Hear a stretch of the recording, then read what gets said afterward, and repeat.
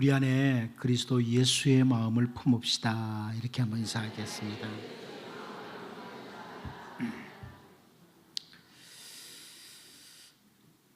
하나님께로부터 이미 놀라운 은혜를 받고 사는 오늘 우리들은, 그 하나님의 은혜를 알고 사는 사람들은요, 가장 공의롭게 일을 행하시면서 주님의 백성인 우리를 위해서 가장 큰 사랑을 가지고 일하시는 하나님이시라는 것을 알고 사는 사람들은 하나님 앞에 내가 무엇을 가지고 나아갈까, 이런 고민을 하는 것이 정상입니다.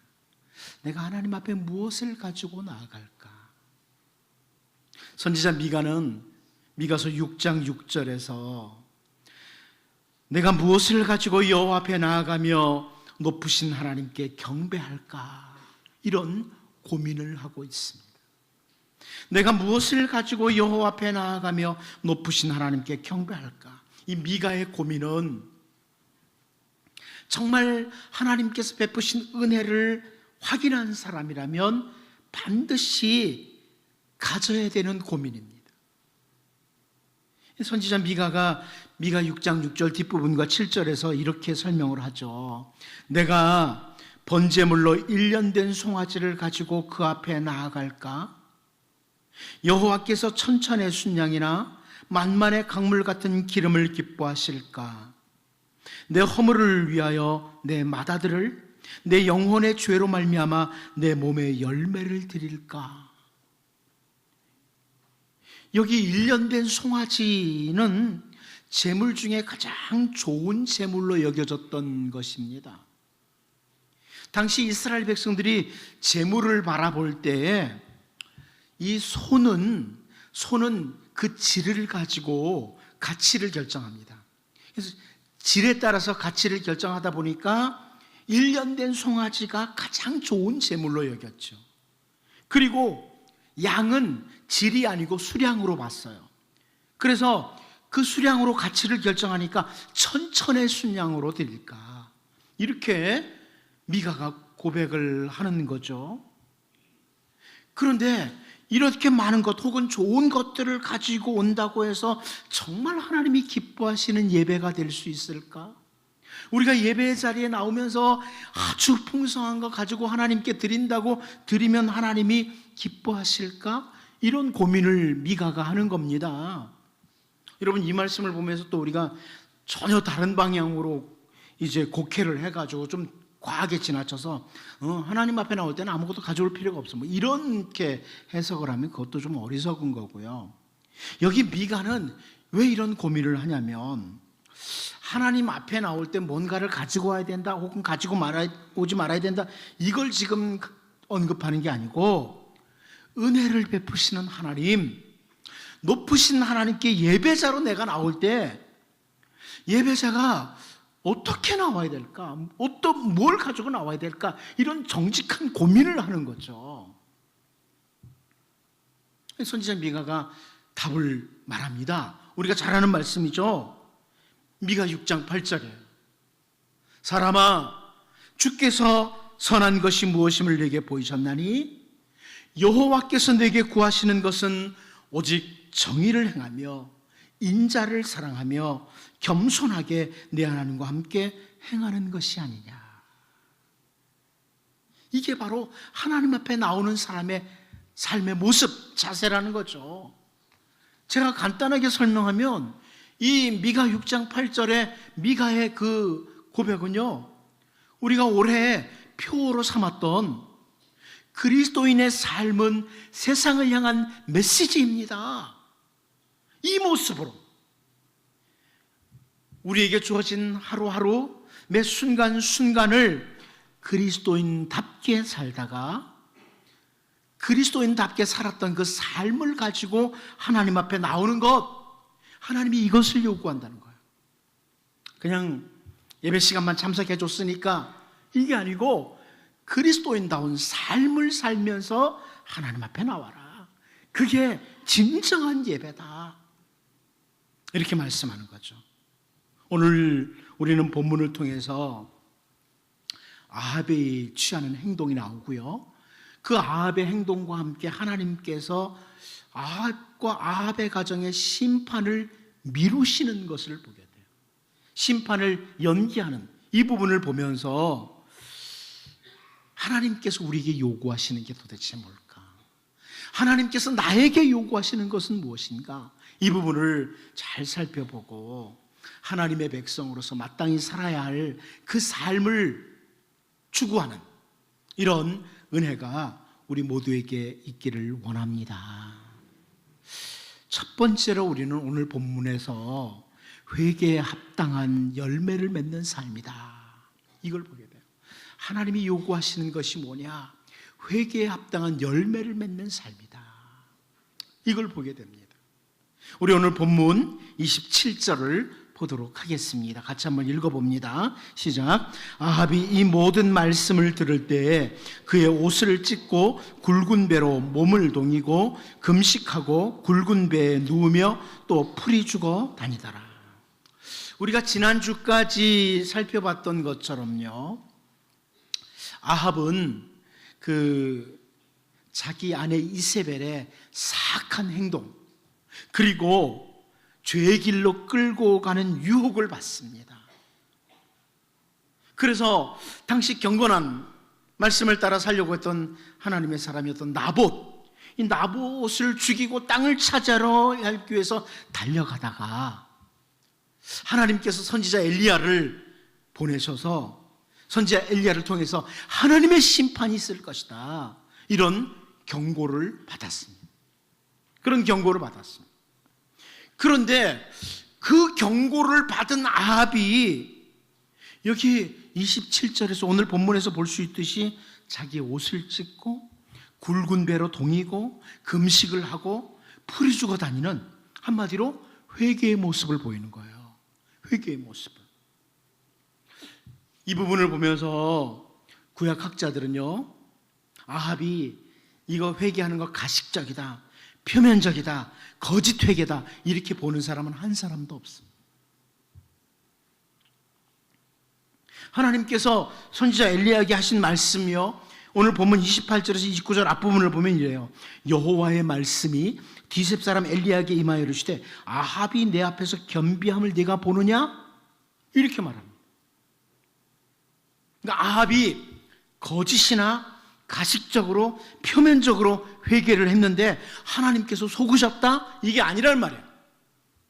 하나님이 속으신 게 아니에요.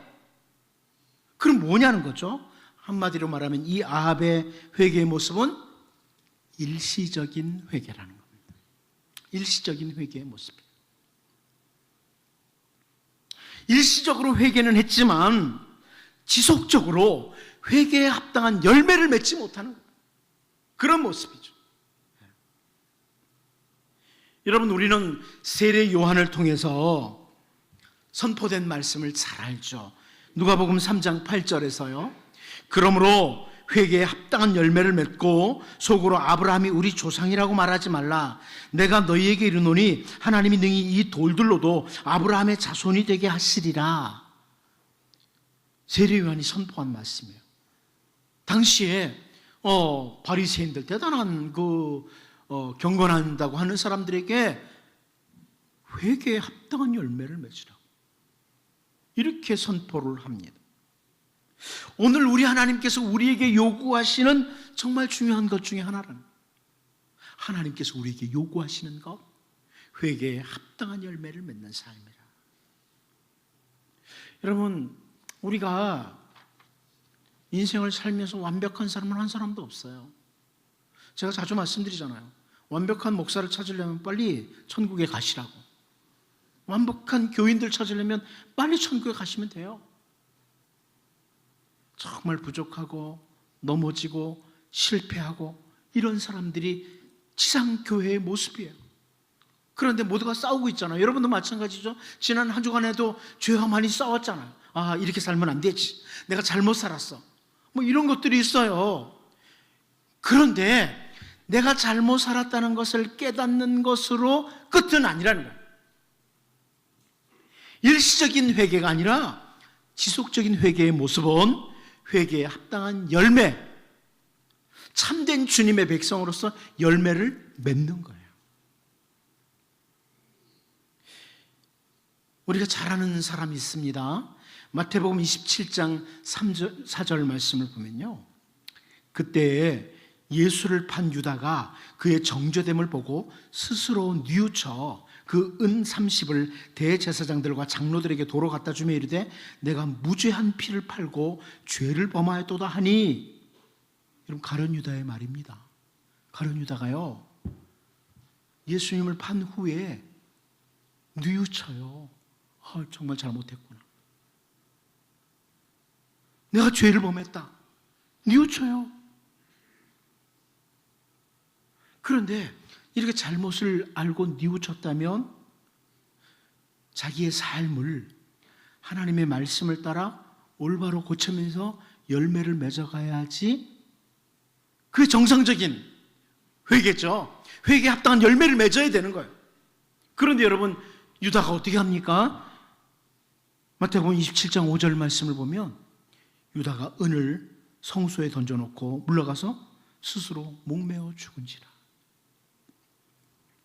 회개에 합당한 열매가 아니라 일시적인 회개에 이어서 정말 엉뚱한 결정을 한 거죠. 내가 너무너무 잘못했어. 그래가지고 너무 자책에 빠져가지고 엉뚱한 결정을 한 거예요. 자살한 거예요. 여러분, 그런데 예수님의 제자 중에 베드로를 우리가 잘 알지 않습니까? 예수님께서 이미 말씀하셨던 것처럼 베드로 역시 예수님을 모른다고 3번이나 부인을 했습니다. 그것도 계집종 앞에서 3번이나 부인을 했습니다. 참, 이런 것들이 성경에 있는 게 우리는 행복하죠. 베드로도 넘어졌었는데 하면서 말입니다. 그랬어요. 그리고 마태복음 26장 75절 말씀을 보면 이에 베드로가 예수의 말씀에 닭 울기 전에 네가 3번 나를 부인하리라 하심이 생각나서 밖에 나가서 심히 통곡하니라. 자기의 그 넘어짐, 실패, 잘못 살았던 모습, 계집종 앞에서도 실패한 그 모습을 보고 심히 통곡을 한 베드로. 그런 베드로는 거기서 그치질 않아요. 우리가 잘 아는 사도행전 5장 30절 31절을 보면요, 너희가 나무에 달아 죽인 예수를 우리 조상의 하나님이 살리시고 이스라엘에게 회개함과 죄사함을 주시려고 그를 오른손으로 높이사 임금과 구주로 삼으셨느니라. 베드로의 선포입니다. 베드로가 이런 담대한 선포를 해요. 누구 앞에서요? 산헤드린 공의회 회원들 앞에서. 예수님을 십자가에 못 박았던 그 사람들 앞에서, 당시 막강한 권력을 쥐고 있던 산헤드린 공의회 그 회원들 앞에서 우리 주 예수님은 우리의 죄를 대속하기 위해서 오신 그리스도시라고, 십자가에서 죽으시고 부활하시고 하늘로 승귀하신 우리의 왕이시고 우리의 구주, 우리 주님이라고 당당하게 선포를 합니다. 과거에는요, 계집종 앞에서도 예수님 모른다고 그랬어요. 그러나 정말 심히 통곡하면서 뉘우친 후에는 예수님은 우리의 왕이다, 예수님은 우리의 구주시다, 날 위해 죽으시고 날 위해 다시 사신 그리스도라고 당당하게 선포를 합니다. 변해되는 거죠. 열매가 있는 거예요. 회개에 합당한 열매가 있는 거예요. 아무리 감옥이 있고 채찍질이 있어도 결코 다시는 예수님을 부인하지 않는 회개에 합당한 열매가 베드로에게는 있었던 거예요. 여러분, 오늘 아합이 일시적인 회개를 하는 것을 봐요. 우리가 계속 살펴볼 뒤 말씀을 보면 일시적인 회개라는 게 분명히 보여요. 이 모습을 보면서 우리 하나님은 우리에게 요구하시는 것이 있다.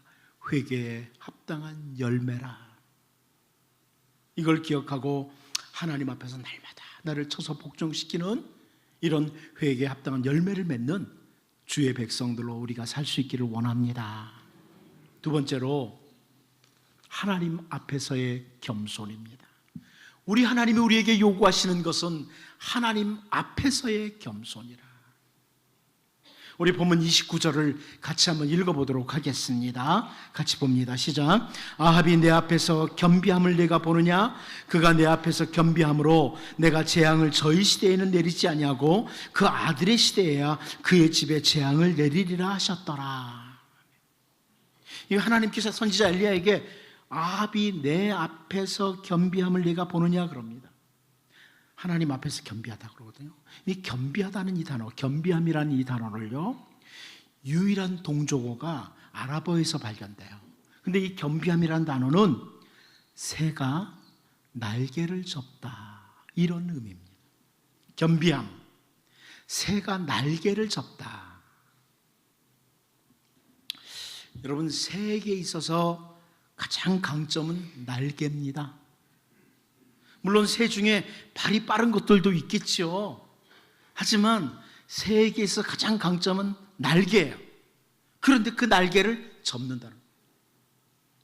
이게 겸비함이라는 단어예요. 여기서 나온 단어예요. 아합이 이스라엘의 왕의 자리에 앉았는데 지금 하나님 앞에서 그 날개를 접고 있다는 거예요. 옷을 찢고 굵은 배로 몸을 동이고 금식을 하고 굵은 배에 눕고 풀이 주고 다니므로 자기의 강점인 날개를 접고 하나님 앞에 굴복하는 거예요. 겸비함이라는 것은 하나님을 대적하기를 멈추고 하나님 앞에 항복하는 자세, 이게 겸비함이에요. 성경에서 말하는 겸손입니다. 하나님의 계획, 하나님의 말씀 앞에 그대로 복종하겠다는 자세, 이게 겸비함이에요. 내가 가고 싶었던 길이 있어요. 그러나 하나님께서 원하시면 굴복하는 거예요. 하나님 앞에 항복하는 것, 이게 겸비예요. 유교에서 말하는 그런 겸손과 성경에서 말하는 겸손은 제가 자주 말씀드리지만 달라요. 우리는 상당히 유교적인 사고를 가지고 있어요. 예를 들면 이제 연말이 되면 사람들이 주일학교 교사 좀 해주세요, 찬양대 좀 해주세요, 이 권면을 받습니다.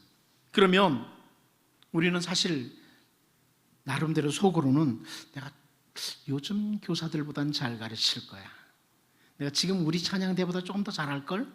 속으로는 그러면서 전 정말 못해요. 전 잘 못 가르치거든요. 제가 노래는 젬병이에요. 이러면서 안 하려고 빼요. 그러면서 뒤에서는 내가 저보다는 잘하겠다. 성경에서 말하는 겸손이 아닙니다. 사도 바울을 한번 볼까요? 사도 바울은 예수 믿는 사람들을 결박해서 예루살렘으로 끌고 오기 위해서 다메섹으로 가고 있었습니다. 그런데 우리가 잘 아는 것처럼 다메섹으로 가는 길에서 예수님을 만났어요. 예수님께서 아나니아를 통해서 이 바울이 해야 할 일을 말씀해 주죠. 사도행전 9장 15절에 나옵니다. 주께서 이르시되 가라. 이 사람은 바울을 가리킵니다. 이 사람은 내 이름을 이방인과 임금들과 이스라엘 자손들에게 전하기 위하여 택한 나의 그릇이라. 예수 믿는 사람들을 결박해서 예루살렘으로 끌고 가는 것이 바울이 가졌던 삶의 길이었어요. 방향이었어요. 그런데 그 삶에서 돌이켜서 주님의 뜻을 따라 주 예수 그리스도의 이름, 십자가 복음을 전하기 위해서 죽음까지 각오하고 달려가는 삶, 이게 겸비함이에요. 이렇게 하나님 앞에서 하나님의 뜻을 따라 살기 위해서 자기의 모든 날개를 접는 것, 이게 겸비함이에요. 우리 주 예수님께서 이 땅에 오시고 십자가를 향해서 끝까지 걸어가신 것은 오직 하나님의 뜻을 따르는 진정한 겸비함이었어요. 그러므로 예수님께서 마태복음 11장 29절에서요 나는 마음이 온유하고 겸손하니 나의 멍에를 메고 내게 배우라, 이렇게 말씀하신 겁니다. 여러분, 우리가 가진 유교적인 이 머릿속에는요, 사고 속에서는 자기 스스로 겸손하다고 그러면 그 사람 겸손한 사람으로 안 봐요. 맞죠? 제가 그래요. 여러분, 제가 얼마나 겸손한 줄 아세요? 여러분 속으로 뭐라 그래요? 지가 겸손하대. 그러지 않겠어요? 이건 유교적인 생각이에요. 유교에서 말하는 겸손. 그러나 성경에서 말하는 겸비함, 날개를 접는다는 그런 뜻이 아니에요. 예수님께서 나는 마음이 온유하고 겸손하다. 무슨 말씀이에요? 나는 하나님의 뜻에 온유하게 순종한다. 겸손하게 하나님의 뜻을 따른다. 이런 의미예요. 성경에서 말하는 겸손이에요. 거짓 겸손이 아니란 말이에요.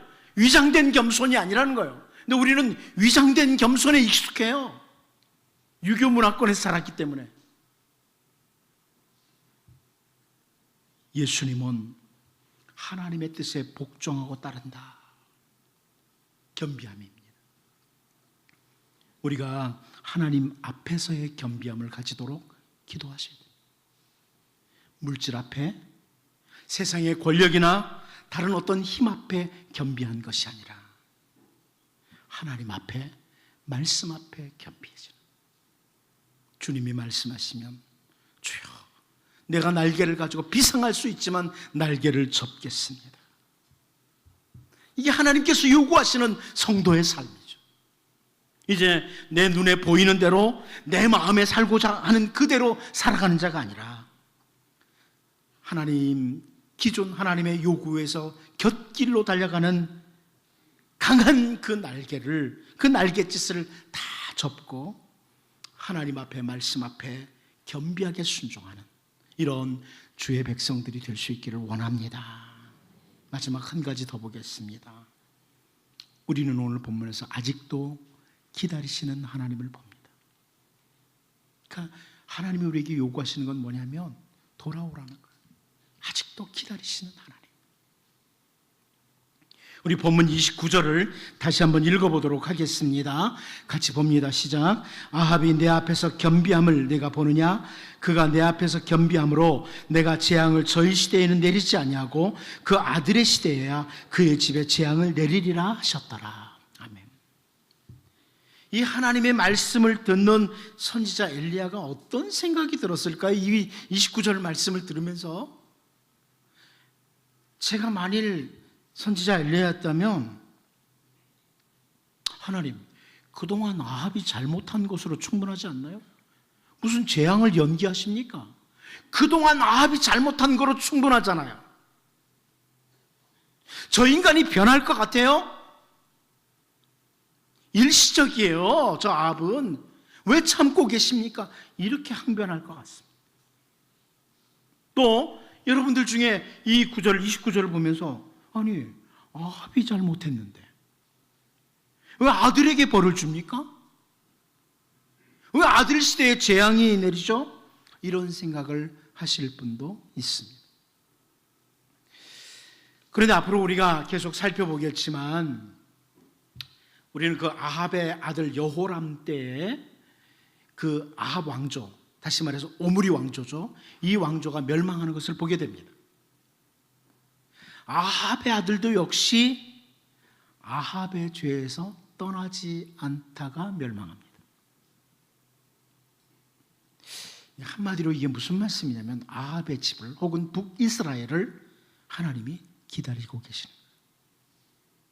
그들이 돌아오기를 기다리고 계시는 거예요. 아직도 기다리시는 하나님, 이걸 보게 되는 거예요. 재앙을 연기하면서까지 기다리시는 하나님, 아합이 일시적으로 회개하는 것 보면서 기다리시는 하나님, 오직 하나님의 뜻을 따라 순종하는 이스라엘 왕과 왕국이 되기를 기다리시는 하나님입니다.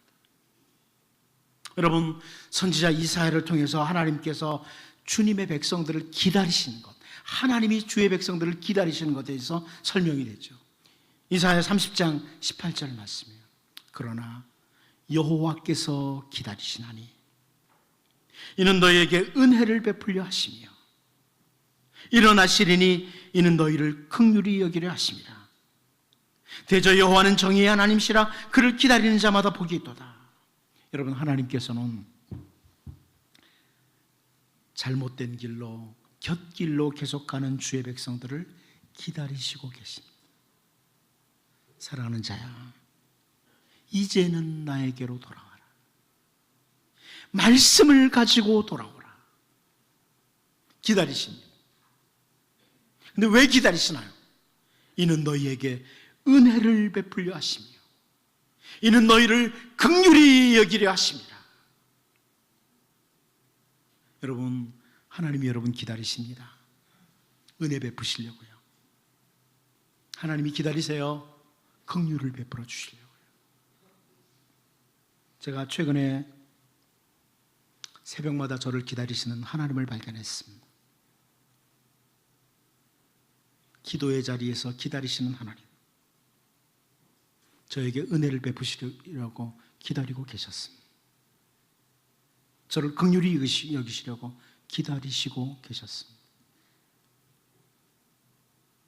아합과 같은 사람도 기회를 주시면서 기다리신 하나님께서는 오늘 우리를, 여러분을 기다리고 계세요.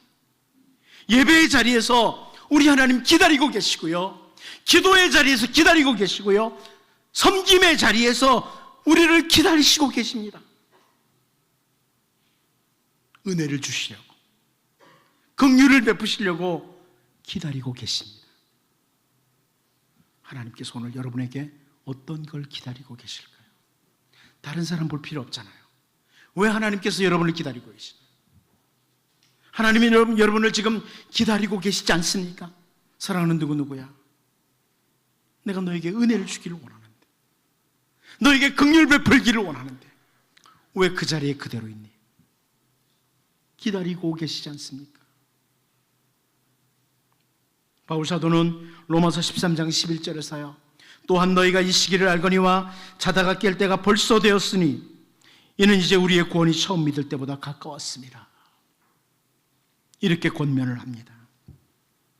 오늘 나간 자식을 기다리는 탕자의 아버지와 같이 하나님의 말씀을 뒤로 한 채 나에게 주어진 날개를 가지고 곁길로 계속 날아가는 우리들을 다시 돌아오기를 기다리시는 하나님, 은혜를 주시려고, 긍휼을 베푸시려고 기다리시는 하나님께로 우리가 향할 수 있는 정말 복 있는 주의 백성들로 살 수 있기를 원합니다. 기도하겠습니다. 하나님 아버지, 아합의 일시적인 회개를 보면서 하나님, 우리가 회개에 합당한 열매를 맺을 수 있는 주의 백성들이 될 수 있도록 인도해 주시기를 원합니다. 내 눈에 보이는 대로, 내 마음에 끌리는 대로 살아가는 삶이 아니라 주님이 원하시는 그 계획, 주님의 뜻 앞에 곁길로 달려가던 강한 날갯짓을 다 접게 하시고 하나님 앞에, 말씀 앞에 겸비하게 순종하는 그런 주의 백성들이 되게 하여 주옵소서. 오늘도 나간 자식 기다리는 탕자의 아버지와 같이 하나님의 말씀 뒤로 한 채 내게 주어진 날개를 가지고 한없이 곁길로 날아갔던 우리들 기다리시는 하나님, 은혜 주시려고, 긍휼 베풀어 주시려고 기다리시는 하나님 계시기에 그 하나님께로 향하는 복 있는 주의 백성들 되게 하여 주옵소서. 예수님의 이름으로 기도하옵나이다. 아멘.